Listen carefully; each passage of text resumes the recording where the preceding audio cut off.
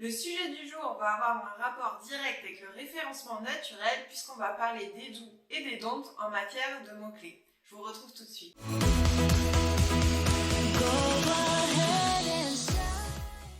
Quand on parle de référencement naturel ou de SEO, il y a une thématique qui revient très souvent qui est celle des mots-clés. Alors, les mots-clés, pour rappel, c'est la requête qui est tapée par les utilisateurs des moteurs de recherche pour trouver une information. Le but étant que votre site ressorte dans les premières positions pour obtenir un maximum de trafic. On distingue principalement les requêtes classiques qui font entre 1 et 2 mots et les requêtes dites longue traîne qui comptent plus de 4 mots, c'est-à-dire des expressions beaucoup plus précises. Et on va distinguer aussi les mots-clés principaux, c'est-à-dire le mot-clé qu'on va travailler sur une page et les mots-clés secondaires qui vont venir soutenir le travail du mot-clé principal. Et une fois qu'on a cette liste de mots-clés pour notre site internet, qui est généralement entre 30 et 50 expressions pour commencer, c'est déjà très bien, qu'est-ce qu'on en fait? Je vous fais juste une petite aparté, si vous n'avez pas encore votre liste de mots-clés, je vous mets en description le lien du workbook qu'on a créé pour vous, que vous pouvez télécharger gratuitement pour établir facilement votre liste de mots-clés. Mais alors une fois qu'on a cette liste, on en fait quoi? Comment on travaille les mots-clés de manière efficace pour optimiser le référencement naturel de son site? La première chose qu'on va voir, c'est ce qu'il ne faut surtout pas faire. Ce qu'il ne faut pas faire, c'est faire du bourrage de mots-clés, c'est-à-dire aller mettre votre mot-clé de partout, 50 fois dans un contenu qui fait 10 lignes, que ça soit pas du tout digeste à la lecture et que ça ne soit pas naturel. Votre mot-clé, vous allez voir, il doit apparaître dans vos contenus, bien évidemment, mais ça doit se faire de manière naturelle, ça ne doit pas faire tiquer le lecteur, sinon ça va nuire à l'expérience utilisateur, mais aussi à votre optimisation, puisque ça va être considéré comme de la sur-optimisation et vous risquez d'être pénalisé par les moteurs de recherche comme Google. Donc évitez ce type de pratique et dans la même idée, surtout ne faites pas une pratique qu'on a beaucoup vue il y a encore une dizaine d'années et qu'il ne faut surtout pas faire, c'est faire des listes de mots-clés en bas de vos pages de site internet en blanc sur fond blanc. Donc en fait, l'utilisateur ne le voit pas, mais le robot qui scanne, lui sait qu'il y a du texte et va le voir. Mais ça, c'est une pratique qui est vraiment à bannir. Il ne faut surtout pas le faire. Là, c'est sûr, vous allez vous faire pénaliser par les moteurs de recherche. Et une fois que vous êtes pénalisé, c'est très dur de vous racheter en fait auprès des moteurs de recherche une autorité et ils ne vous font plus confiance. Donc surtout, ces pratiques-là, on les évite comme la peste.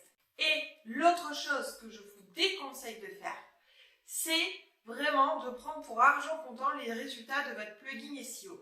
Que vous utilisiez Yoast SEO ou un autre plugin sur votre site internet, peu importe, vraiment prenez du recul par rapport aux notes ou aux résultats que vous allez avoir. Ce n'est pas parce que vous sortez en orange sur Yoast que votre texte est mal optimisé pour le référencement naturel. D'ailleurs, vous remarquerez que le plus souvent, il suffit parfois de changer un mot pour que vous passiez au vert. Et vous vous doutez bien que ce n'est pas ce petit mot-là qui fera toute la différence pour votre référencement naturel. Il faut le voir comme des indicateurs, comme des garde-fous, des pense-bêtes, mais ne prenez pas ça comme la vérité absolue. Il faut prendre du recul et regarder peut-être pourquoi il ne vous met pas la note maximale et voir ce que vous pouvez changer et si vous avez envie de le changer ou pas. Des fois, c'est très bien comme c'est. Et en plus, en fonction de l'outil que vous allez prendre, vous n'allez pas obtenir les mêmes résultats. Donc, tout est à relativiser. C'est une aide, c'est un soutien, mais ce n'est pas la vérité universelle.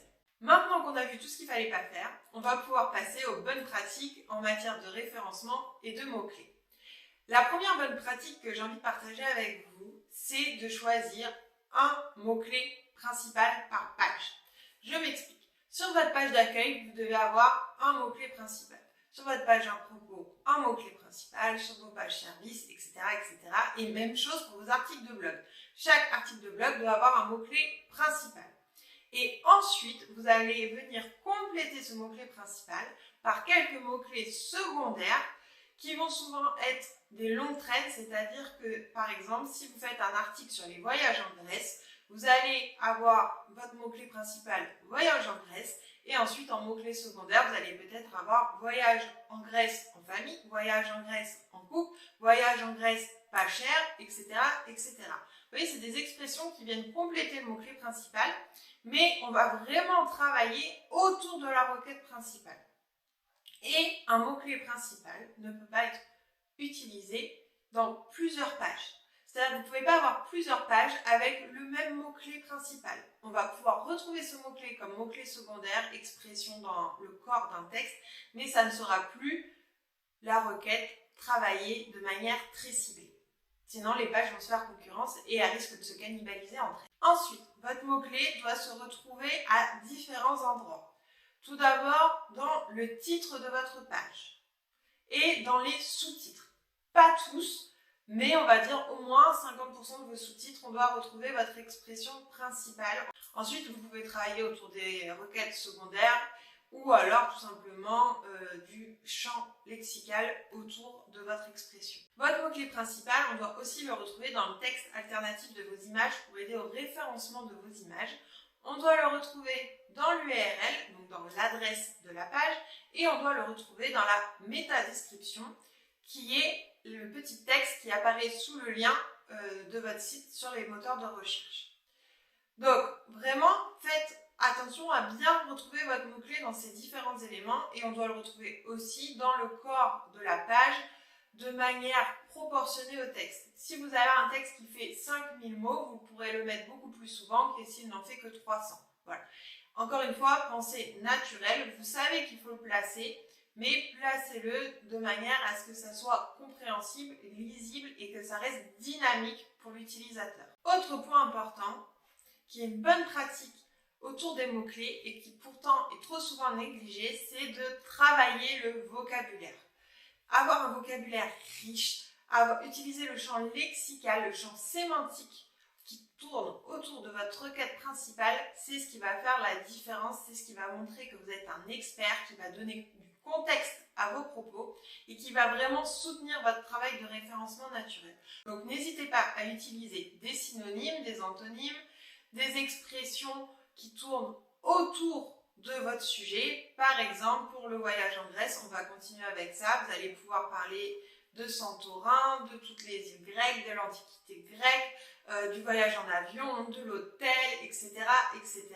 Tout ça, ce sont des mots qui font partie du champ lexical du voyage en Grèce. Et c'est en le plaçant encore une fois de manière naturelle au fur et à mesure de votre discours que vous pourrez optimiser le texte pour le SEO. Déjà, si vous faites tout ça, vous devriez avoir un bon score pour le coup sur votre plugin SEO, mais surtout vous devriez avoir un texte à la fois agréable pour le lecteur et bien optimisé pour le référencement naturel et les robots du moteur de recherche. Encore une fois, je vous mets le lien en description pour télécharger le workbook, pour trouver la liste de vos mots-clés et vous y retrouvez aussi pas mal de conseils et de bonnes pratiques pour bien les utiliser au fur et à mesure de vos travaux. Si vous avez des questions, n'hésitez pas à les poser en commentaire, on sera ravis d'y répondre et je vous dis à très vite.